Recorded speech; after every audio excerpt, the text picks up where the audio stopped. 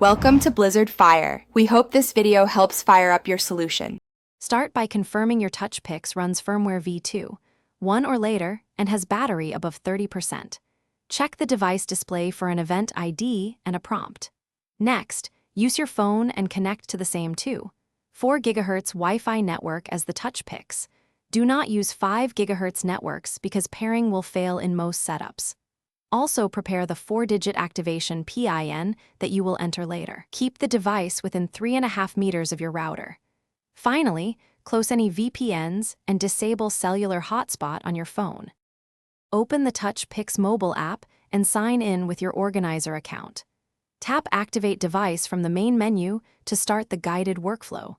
When prompted, enter the event ID exactly as shown on the Touchpix screen.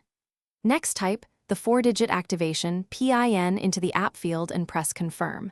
The app will attempt connection and may show pairing progress for up to 30 seconds. When pairing completes, the app displays connected and the Touchpix screen shows a green indicator.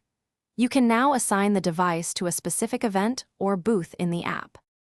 If pairing fails, restart both the Touchpix and your phone, then retry activation.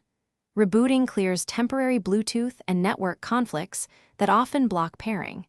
If the device cannot find your 4 GHz SSID within 60 seconds, reset network settings on the Touchpix. Also ensure any guest network isolation is disabled on your router to allow local device discovery. If a different phone pairs, successfully compare app versions and update the app to the latest release. Finally, verify the app shows connected.